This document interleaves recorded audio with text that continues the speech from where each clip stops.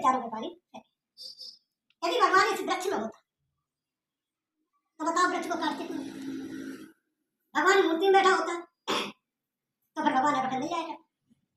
देखो आज की भावना जितनी तीव्र होगी तो उन्हें मूर्ति से भी प्रकट होकर आपके सामने आना पड़ेगा, उन्हें वृक्ष से भी प्रकट होकर आपके सामने आना पड़ेगा। भक्त की भावना पर भगवान को बढ़ाया अदा कर, लेकिन इस बात को लोग नहीं समझते।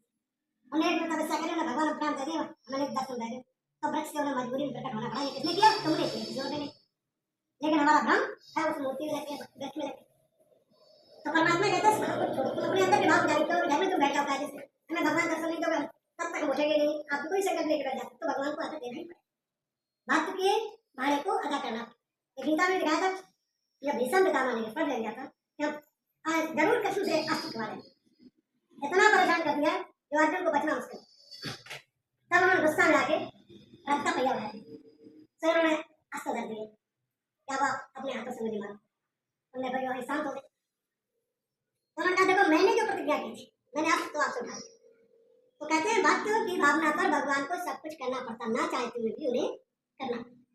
तो ये तुम्हारी भावना उन्हें बुलाती है, कोई और नहीं बुलाती। हम भावना का परिवर्तन नहीं करते, मंदिर चले जाते, देवस्थान चले जाते, तो कहीं भी जाने का फायदा नहीं। आप यात्रा करने जा रहे, रास्ते में मंदिर अच्छा लगे, मंदिर तो एक मंदिर का नाम बहुत ज्यादा है लेकिन मूर्ति अच्छी नहीं है, तो लोग क्या कहते हैं इतना बड़ा ना हो तो मूर्ति बिल्कुल बेकार। अब यहाँ आप समझने की बात है, तुम क्या मूर्ति देखने गए? तुम तो भगवान की आस्था से गए, तुम्हें चाहे मूर्ति अच्छी हो चाहे मूर्ति खराब, तुम्हें अपनी आस्था का जो है समर्पण करना चाहिए। तुम्हें मंदिर की टाइल्स और मंदिर की व्यवस्थाओं को या वहाँ की स्थिति से आपको कोई मतलब नहीं। स्थिति हमें अपनी आत्मिक स्थिति सही रखनी चाहिए और उसी स्थिति से हमें उसका नमन करना चाहिए, तो आपको लाभ मिलेगा।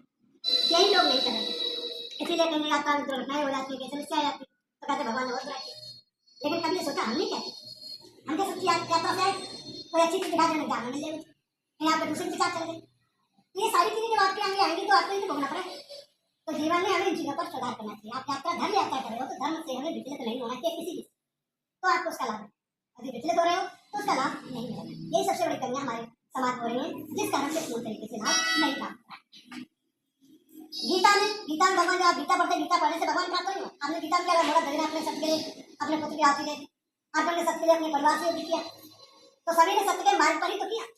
महात्माओं ने तपस्या की भगवान को पाने के लिए की। तो हम उस मार्ग को तो नहीं अपनाते हैं, सिर्फ पढ़ते। पढ़ने से कुछ नहीं हुआ, पढ़ने से सिर्फ आपको नॉलेज होगी, लेकिन जब तक तुम नहीं बदलोगे तब तक वास्तविक तुम्हारे जीवन का उद्धार नहीं हो, और जब तुम बदलोगे तभी तुम्हारे जीवन का उद्धार। इस प्रकार से हमें अपने जीवन को बदलने। शास्त्री की डेली शास्त्र पढ़ते हैं, उनका उद्धार क्यों? क्योंकि उन्हें सिर्फ लालच होता है धन मिले, व्यवस्था। पहले जो है लोग शास्त्र वेद पढ़ते थे लोगों के परिवर्तन करने, लेकिन अब धन अर्जन के लिए हर यही हो गया, इसलिए इन्हें भी अपने जीवन में लाभ नहीं लाभ।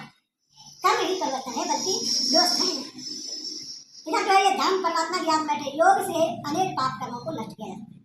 योग से किसी भी व्यवस्था को आप बदल नहीं सकते। जब योग सच्चा होगा तो तुम्हारे जीवन का सही परिवर्तन, योग सच्चा नहीं होगा तो तुम्हारे जीवन का सही परिवर्तन नहीं। तो हमें वास्तविक अपने जीवन को बदलना। इधर राज कुत्ता वफादारी का, आप अपने परिवार में बच्चा गलत कर रहे हैं, सही कर रहे हैं, लेकिन तुम गलत होकर के आए तो उसकी पक्ष है। आप तुमने गलत करने पक्ष करने कल और ज्यादा करें बस और ज्यादा करेगा, फिर एक दिन तुम क्या करो और ज्यादा बढ़ जाएगा, तुम्हें पीटना भी शुरू करते हैं। तो तुमने अपराध को बढ़ाया नहीं, आपने तो बढ़ाया। पहले ही अपराध में यदि आपने उसमें सतर्क हो गए होते तो ये अपराध की जड़ी नहीं लगती।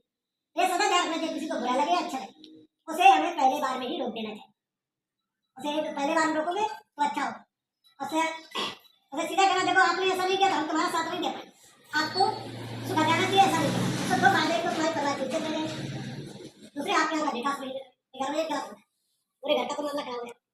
तो इसलिए हमें अपने जीवन में सदा अच्छा करना चाहिए, अच्छे की तरफ भावनाएं रखनी चाहिए, बुरे की नहीं मानता तो हम उसका साथ छोड़ दें, लेकिन मतलब कुत्ता के समान वफादारी न करें। कोयला की दलाली में हाथ काले होते हैं, चाहे कितना ही बचाओ तब भी हो जाए। इसी प्रकार से हमें अपने जीवन में इन चीजों से दूर रहना चाहिए, जिससे ऐसे दिनों का सामना न करें। इधर व्यक्ति बीमार होता है तो कहता भगवान तो करो, हमसे कौन सी भूल हुई जिस कारण ऐसा हो गए, और ठीक हो जाता। कहाँ के भगवान, कैसे भगवान? तो भगवान दोबारा जब मौका पड़ा तो भगवान गए, तुम कहाँ गए? घर से लेना मुश्किल है, इसलिए पहले ही स्वीकार न कर ले। लेकिन तुम कैसे करते हैं? हमें मालूम तुम हमें दंड देने वाले, और हम धन से अधिक आपकी खुशामद करते हैं, क्या दंड दे पाओगे? इसी प्रकार से भगवान से जब हमारी साधना आदि हो जाएगी तो हमारे सारे अपराध इसमें होता क्या है? जैसे हमने आपके साथ गलत तो हम तपस्या कर रहे हैं, मेरी तपस्या करके आपके पास पहुंच जाएगी, लड़ाता हो जाएगा, से जीवन में संस्कारों को भी तपस्या से दूर किया। लेकिन कभी कभी तपस्या का दुरुपयोग लोग करते हैं। तुम तपस्या कर रहे हो, अब लड़का कहीं बीमार है, तुमने कहा भगवान हम तुम्हारी इतनी तपस्या करते लड़का ठीक है। अब लड़का के संस्कार तो अच्छे थे, अब तुम्हारी तपस्या तो ठीक तो है, लेकिन तुम्हें उसका कष्ट इसलिए हमें करना क्या चाहिए? बच्चे को भगवान की याद करवाने चाहिए और फिर भगवान से कहना चाहिए प्रभु इसकी मदद, तो तुम्हारा भी कुछ नहीं जाएगा और बच्चा का भी स्वास्थ्य अच्छा होगा।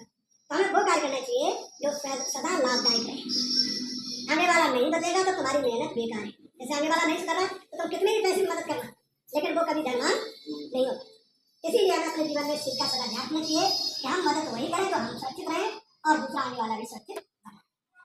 वो मदद होती है, नहीं तो उसके बाद मदद नहीं होती और तो कष्ट को लेना होता है और फिर कष्ट लेते रहो। ऐसा करके भी लोग अपनी तपस्या नष्ट कर लेते हैं। इसलिए हमें अपने जीवन में इन चीजों का कार्य से ध्यान रखना चाहिए जिससे हमें ऐसे दिनों का सामना न